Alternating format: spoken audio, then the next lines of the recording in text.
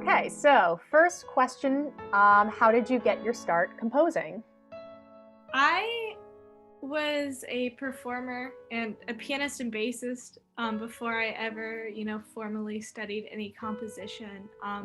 But in doing all of that, I really like to improvise. I improvised more than I practiced for most of high school. And once I finally got to college, I was thinking about bass performance, and I decided I wanted to try this thing that was like interesting to me, but I didn't know that much about.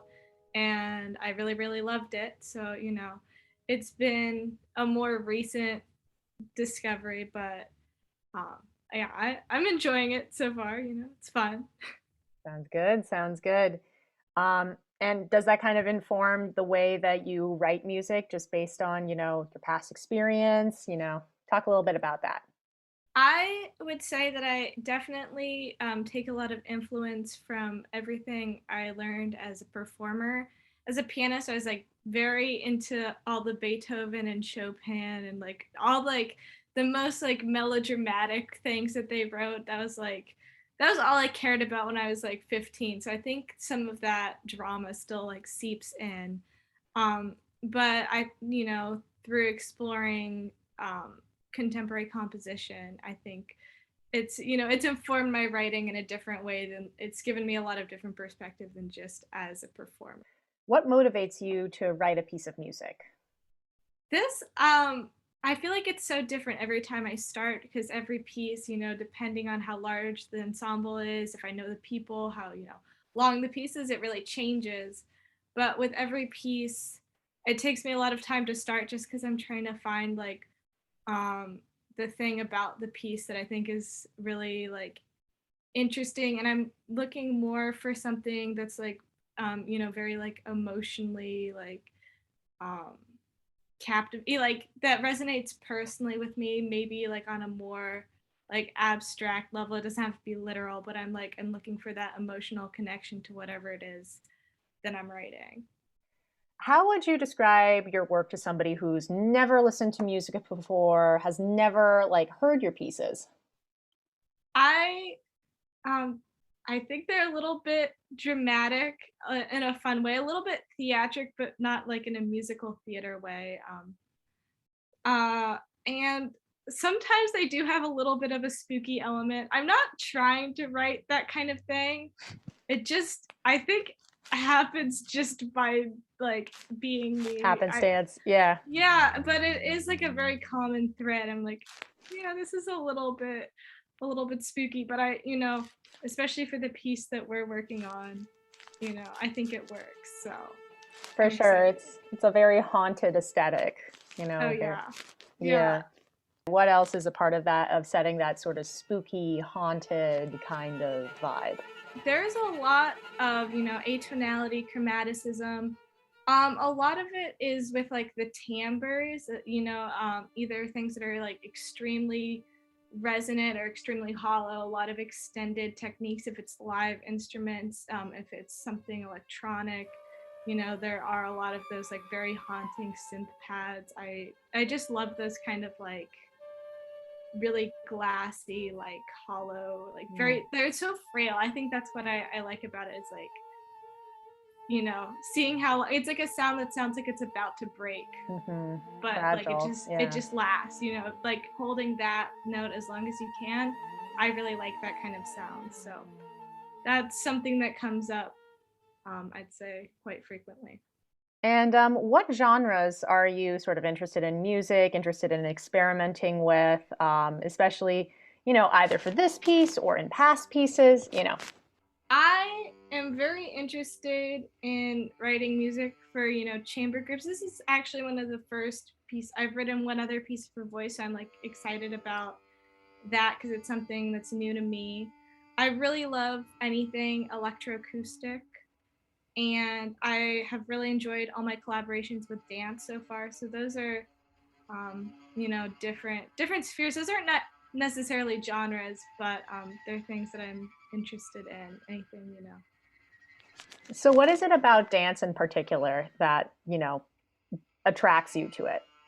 I have worked with a few dancers, and I'm working with more dancers this semester, and I do there's like something about how like the sound gets represented in movement that it makes you think differently about what you're putting on the page, because to like physically, like you're thinking about how it's going to be represented physically in space and not just time. And so I enjoy that challenge, and I also find it like so rewarding to see like how someone else like you see like the literal interpretation of it, and I think that's a very cool aspect.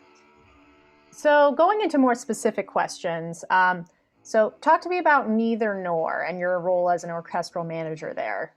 Yeah, so that I have been part of the group for a few years. I think it's been 3, but I it's a group that's, both the class at Berkeley and then just former Berkeley alums. And it's directed the whole group is run by Richard Carrick, who's the chair of the composition department there. And I really, really enjoy it because it's so experimental and interesting. It was definitely like my first exposure to a lot of things. Like I didn't not know what graphic scores were until I was like part of that group. It just like made me think about the role of the composer and performer in like completely different ways, and it's about trying different dynamics with that relationship because everyone there is a composer and a performer, and Yeah. there's a lot of really cool people and pieces in that. So I've enjoyed working with that group. I know that I've kind of touched on your history as a bassist before, but how would you say that aspect, influences your sound, influences your process? Like, how does that kind of relate? The bass, I love the bass like so much because it's not necessarily like in the foreground like 95% of the time. Right? It's um kind of it's shoved a little bit to the back, but right? it's so important. Yeah. It's like the foundation harmonically for everybody, and so you really have to be listening to like everything else that's like sitting on top of that part. So it like for a really long time that was like how I learned all the orchestral repertoire, was just by playing it and not playing the melody, but really being focused on like the harmony and like the timbre of the orchestra, the tone.